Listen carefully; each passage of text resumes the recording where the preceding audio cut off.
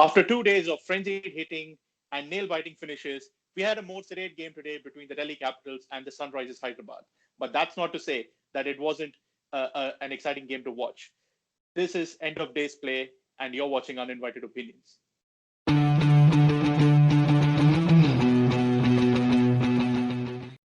It is a fantastic game between the Sunrisers Hyderabad and Delhi Capitals. What do you have for us today, Nags? Hi, Suren. Thank you.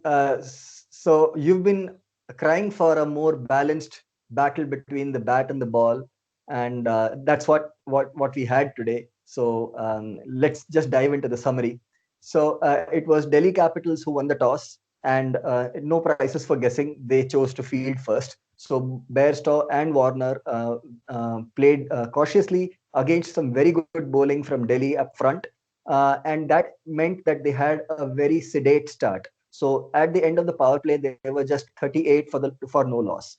But in the process of accelerating, Warner perished for a well-made 45, but Bairstow stayed on, and then they immediately also lost Manish Pandey cheaply, but that brought Kane Williamson to the crease. And in company of Bairstow, they added some quick runs.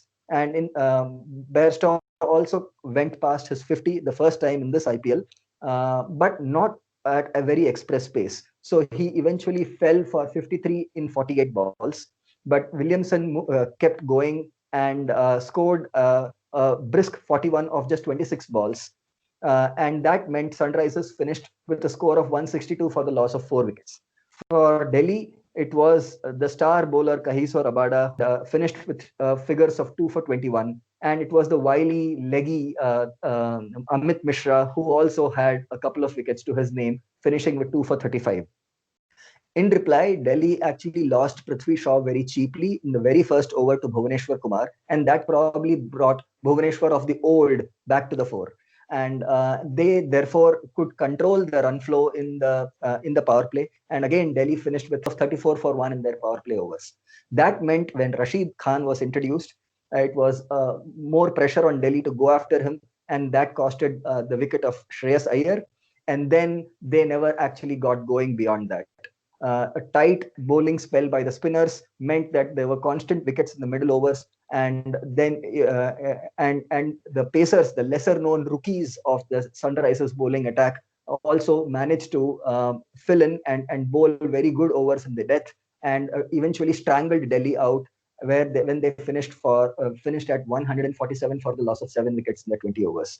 So very pleasing bowling performance by Sunrisers, with Rashid Khan leading the way with a 3 for 14, a very impressive spell. Bhuvaneshwar Kumar again coming in with 2 wickets for 25, and very impressive Thangarasu Natarajan finishing with 1 for 25. So a very pleasing effort and a complete team effort from Sunrisers, resulting in a much needed win for them.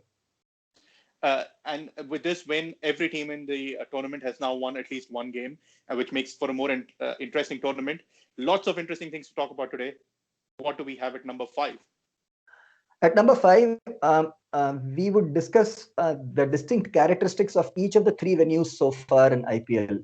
We have seen 10 games so far, 4 in Abu Dhabi, 4 in Dubai, and 2 in Sharjah. So that gives us enough sample size to actually look at what works in each venue.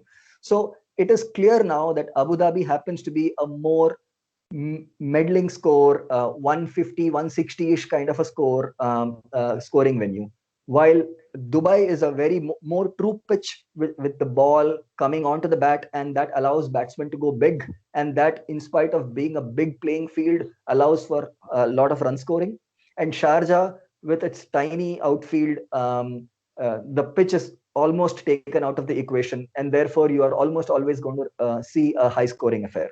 So you look at the trend, then you'll see that here in Abu Dhabi, in order to succeed, you'll need somebody to anchor the innings, to see through good bowling, and have the patience and the skills to milk the bowling when required, and at the same time keep the momentum going and accelerate when needed. But you are never going to have a high scoring affair in excess of 200s that you see in other venues.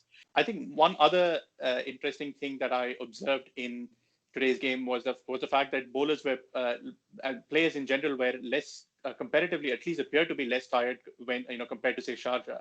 Bowlers were perspiring lesser. You didn't see the balls being wiped as much as you've probably seen in the other two venues. So maybe it's something to do with the ground dynamics as well.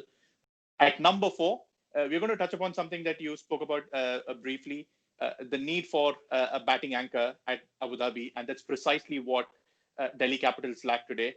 If they wanted a template as to how to chase a middling score, they should have just looked at what KKR did the other day with Shubman Gill playing anchor and beautifully, guiding his team through to a win.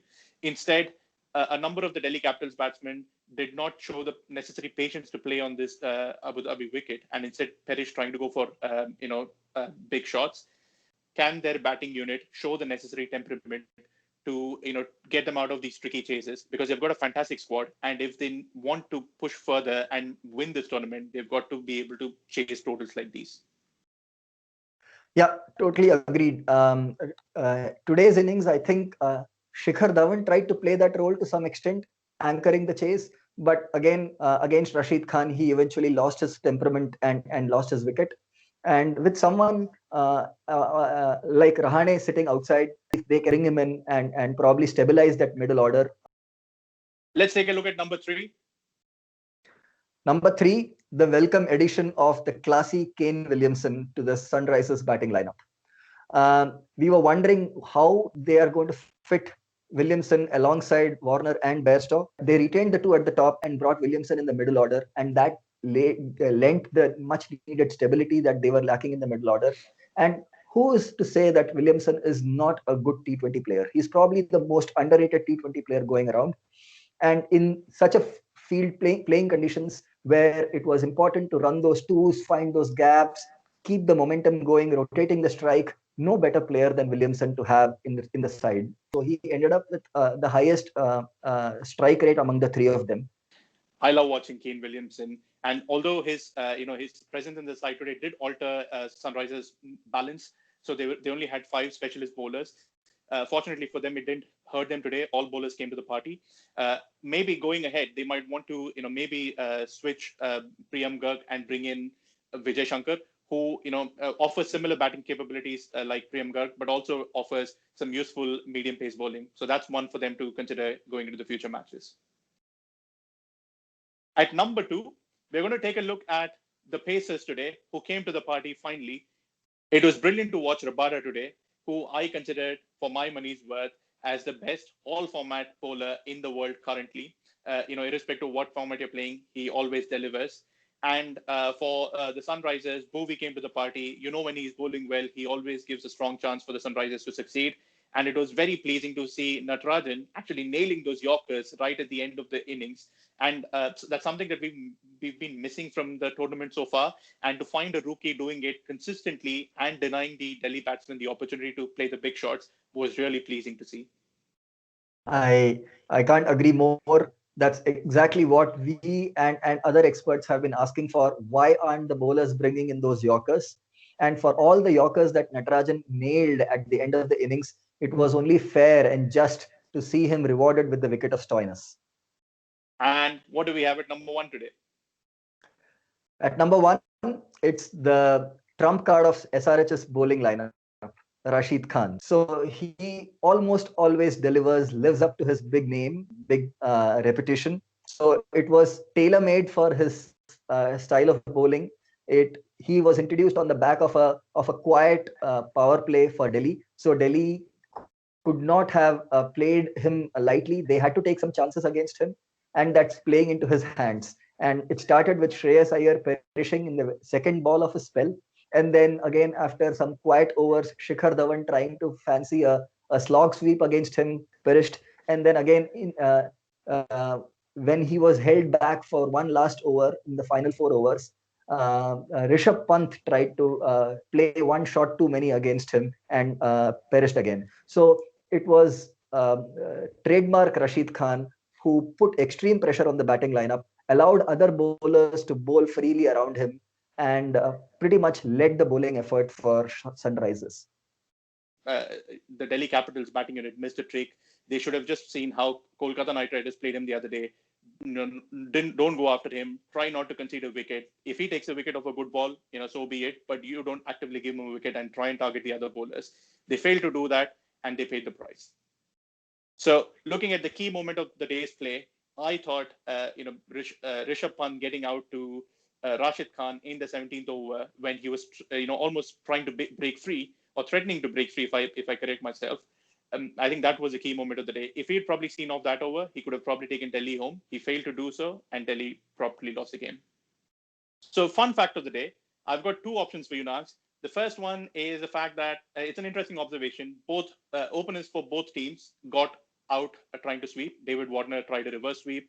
Shikhar Dhawan tried a conventional sweep, but both were caught behind.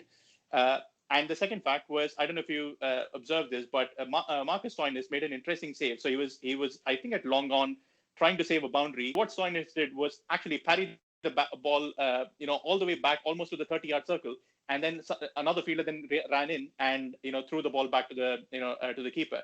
So I don't know if it necessarily saved a run, but it was quite interesting to see another interesting dynamic in terms of how fielding is evolving in the game. So what's your pick? True. So Stoinis' effort was indeed unique, but I think it was the interesting coincidence that both those openers getting caught behind, as you alluded, were actually given not out on field, and the fielding teams, the respective fielding teams, had to go for the referral and got the decision overturned. So that is quite a coincidence, and probably will be the pick of the fun fact for today. And moving on to the player of the match, I think there was just one choice. It had to be Rashid Khan for his stellar bowling performance, taking 3 wickets and knocking the wind out of the Delhi Capitals' chase. Yes, and for once, we actually agree with the panelists in there. Looking ahead at tomorrow's game between the Rajasthan Royals and the Kolkata Knight Riders, it's again another mouth-watering clash. This is going to be Rajasthan's first game outside of Sharjah, so this game is going to be played at Dubai. What's your prediction, Nag? Who do you think is going to win tomorrow? Too many unknowns, but just I'm going to pick a name out of the hat, and I'm going to go with Rajasthan. Wow, okay. I'm going for KKR. So let's see what transpires tomorrow. I believe you picked the name out of the hat as well. It was the only remaining name. So that's a wrap on today's episode. Thank you for watching this video. If you liked it, please like and share it with your friends. Subscribe to our channel to keep more videos coming your way. And do let us know your comments. See you again tomorrow. Have a great day ahead.